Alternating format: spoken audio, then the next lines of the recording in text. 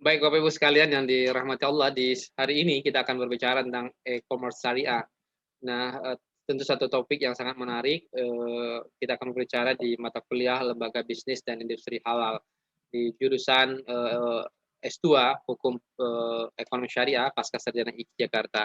Bapak Ibu sekalian yang dirahmati Allah, kita hari ini akan berbicara tentang e-commerce, yaitu adalah elektronik ya, e-commerce syariah.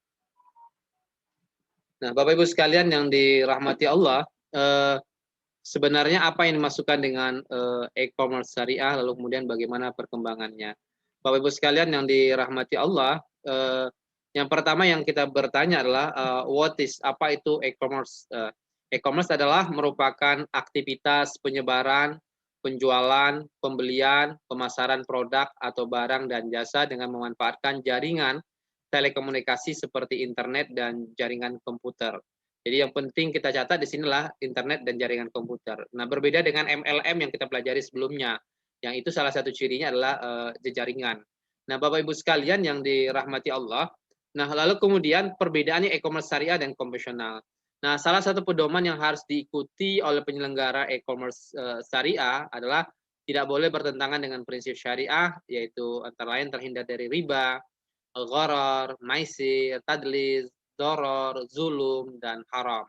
Nah, eh, perbedaan yang paling menonjol antara e-commerce syariah dan e-commerce konvensional salah satunya adalah bunga, di mana di dalam syariat Islam bunga tidak diperbolehkan karena terdapat unsur riba.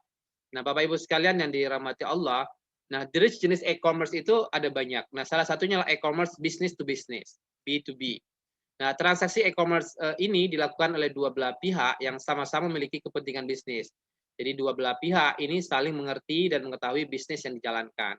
Umumnya bisnis tersebut dilaksanakan secara berkesinambungan atau secara sederhana berlangganan. Contoh sederhana dari B2B ini yaitu produsen dan supplier yang saling bertransaksi secara online baik untuk konsultasi kebutuhan barang hingga proses pembayarannya. Lalu yang kedua adalah e-commerce business to consumer, ya B2C. Nah, business to consumer ini dilakukan oleh pelaku bisnis dari konsumen. Nah, transaksi e-commerce ini terjadi layaknya jual beli biasa. Konsumen mendapatkan penawaran produk dan melakukan pembelian secara online. Lalu yang ketiga adalah e-commerce konsumen to konsumen, ya, atau C2C. Nah, transaksi dilakukan oleh konsumen ke konsumen. Kalau kita sering menggunakan Tokopedia, Bukalapak, ya, OLX dan sejenisnya, maka inilah yang dinamakan B2C atau electronic commerce. Ya. Transaksi jual beli dilakukan secara online melalui marketplace. Jadi konsumer atau konsumer di sini menjadi perantara antara penjual dan pembeli. Jadi ini yang sering sangat familiar di tengah kita kira-kira yang kita sering dengan Tokopedia, Shopee dan berbagai macamnya. Lalu kemudian yang terakhir yang keempat adalah konsumen to business. Nah, C2B ya adalah kebalikan B2C yang mana konsumen terakhir bertindak sebagai penjual dan perusahaan bertindak sebagai pembeli. Nah, saya pikir ada banyak ya Bapak Ibu sekalian jenisnya. Jadi tidak hanya satu bentuknya kira-kira. Nah, lalu apa contoh e-commerce di Indonesia? Yang pertama adalah jual beli online di marketplace. Nah, transaksi jual beli online di marketplace lokal sudah sangat marak saat ini. Beberapa marketplace terkenal di Indonesia seperti bukalapak.com, tokopedia.com, Blibli, ya, kasus.co.id, Traveloka dan lain sebagainya. Bahkan Shopee dan berbagai. Lalu kemudian yang kedua adalah internet banking dan SMS banking. Nah, transaksi pembayaran melalui internet dan jaringan telekomunikasi juga merupakan bagian yang tidak terpisahkan dari kegiatan e-commerce.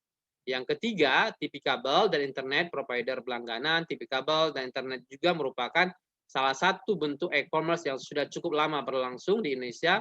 Beberapa perusahaan yang ada di Indonesia, TV kabel dan internet provider diantaranya adalah Indovision, TV, IndiHome, ya, MyRepublic, dan First Media, dan banyak lagi yang lainnya. Nah, Bapak Ibu sekalian yang dirahmati Allah, jadi tiga ya, jual beli online-nya, kemudian internet banking dan SMS banking-nya, yang ketiga adalah TV kabel internet banking. Lalu kemudian komponen e-commerce. Apa aja komponen dalam e-commerce itu? Yang pertama adalah produk. E-commerce mendukung penjualan berbagai jenis produk, mulai dari produk fisik hingga produk digital. Produk digital e-book. Nah, sekarang kita tidak bisa lepas sekarang dari e-book misalnya. Seperti beberapa toko buku besar di Indonesia. Dulu mereka jual buku, sekarang mereka jual ceramah-ceramah dalam bentuk digital yang itu Masya Allah luar biasa. Semua sudah bertransformasi melalui digitalisasi. Pakaian, gadget, makanan, ya, lalu kemudian membership, software, musik, dan lain-lainnya. Nah, produk fisik ada buku, pakaian, gadget, makanan, dan lainnya. Lalu yang kedua adalah tempat menjual produk kegiatan e-commerce dilakukan di internet. Maka dibutuhkan domain dan hosting untuk membuat website sebagai media pemasaran, ya, atau pengertian pemasaran.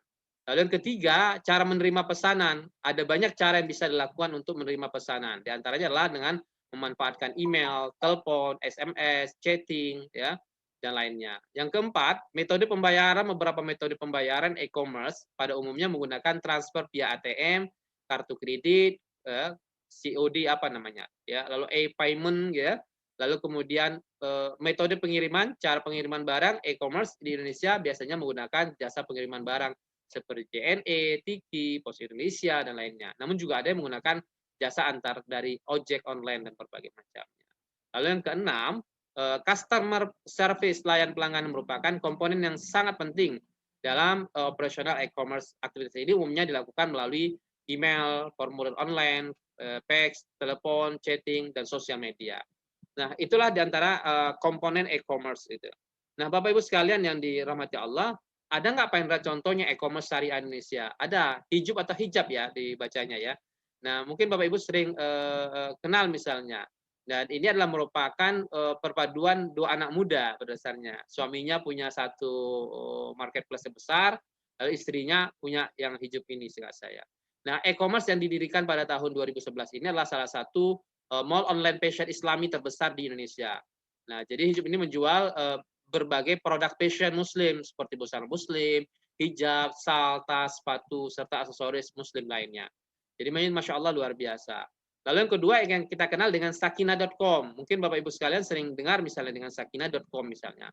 Situs marketplace yang dimotori oleh putri-putri Indonesia ini memfasilitasi pelaku usaha kecil menengah di Indonesia dengan optimalisasi platform B2C ya dan marketplace. Mereka berupaya mengundang para produsen dan pemilik brand untuk produk fashion maupun kreatif Muslim serta para desainer untuk bergabung dan tumbuh bersama Sakinah dengan tagnya itu adalah Fashion and Lifestyle Muslim Family. Melalui websitenya, Sakinah menampilkan lebih dari sekitar 25 grup kategori mewakili semua kebutuhan fashion dan lifestyle keluarga Muslim. Lalu kita kenal juga misalnya Hijab Bengka, ya, sukses dengan situs belanja online fashion Muslim online. Perusahaan Berbengka ini menambah line online shopnya dengan menghadirkan Hijab Bengka pada 2016. Nah, situs ini fokus menjual fashion Muslim, wanita seperti hijab, busana Muslim, tas, mukena, dan sesuatu lainnya. Selain menjual fashion Muslim, wanita Hijab Bengka juga menawarkan fashion Muslim, pria seperti baju koko dan berbagai macamnya. Nah, Bapak Ibu sekalian, ada namanya muslimmarket.com. Nah, layaknya Sakinah dan juga Aladin, Muslim Market adalah marketplace Islami yang menjual berbagai produk fashion wanita dan pria serta perlengkapan ibadah dan produk Islami dan hal lainnya. Marketplace ini sudah memiliki lebih dari 2.000 varian produk dari kurang lebih 70 merchants yang terdaftar. Kita kenal juga misalnya ada aladinstreet.com. Pasti kita mengenal Lazada atau Alibaba. Lalu aladinstreet.com merupakan seperti kedua marketplace tersebut. Namun perbedaannya di sana produk yang dijual hanyalah berlabelkan halal. Berkantor pusat di Malaysia, Aladin mengembangkan pasarnya global dengan membuka kantor cabangnya di beberapa negara. Baru-baru ini Aladin Street sudah resmi membuka cabangnya di Indonesia pada Oktober 2016. Lalu kita kenal juga ada Azam Trade, ya, marketplace yang baru ini didirikan 2016.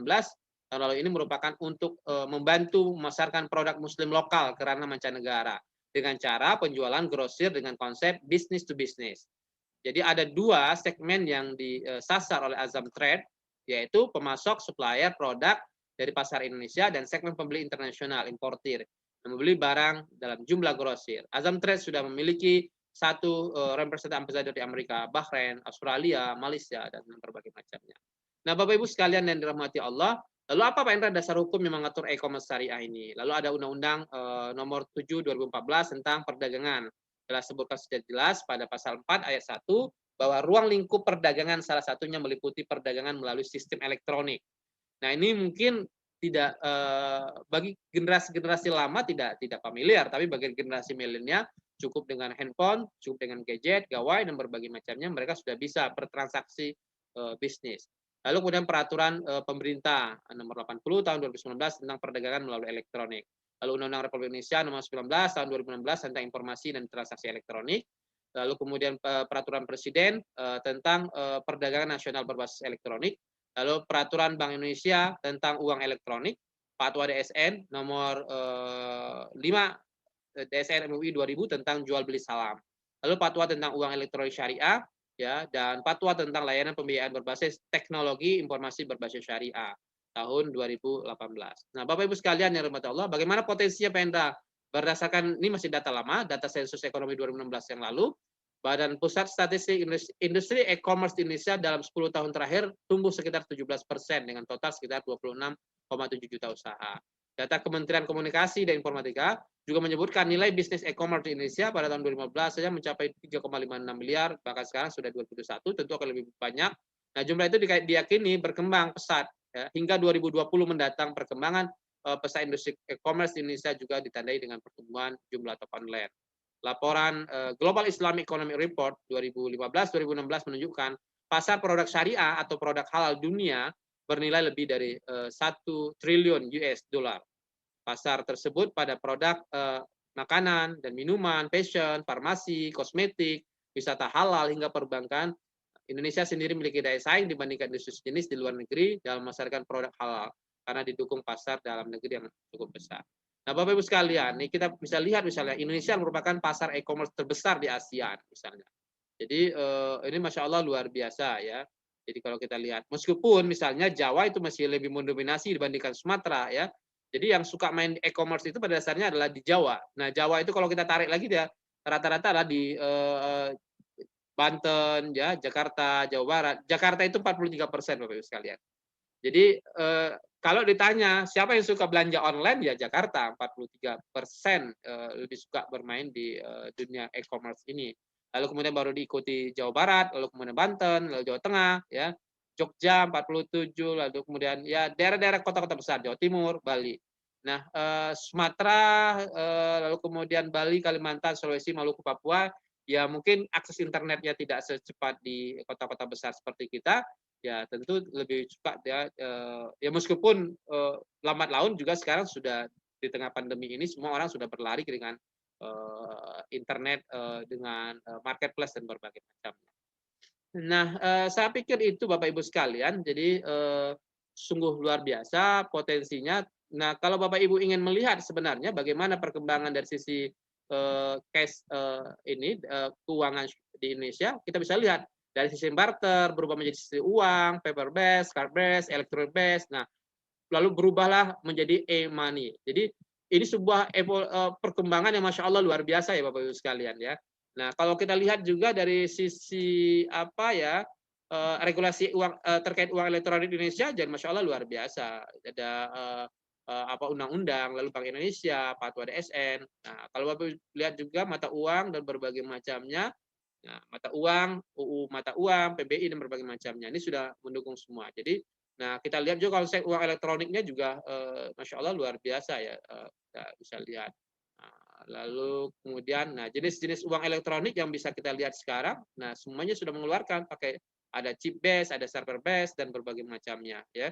Jadi ini satu perkembangan yang luar biasa bagi saya. Nah, hubungan kerjasama uang elektronik juga dan berbagai macamnya antara merchants dan berbagai macam ya. Nah, lalu kemudian biaya dan berbagai macamnya. Lalu pokok penting fatwa tentang uang elektronik juga demikian, akad dan berbagai macamnya.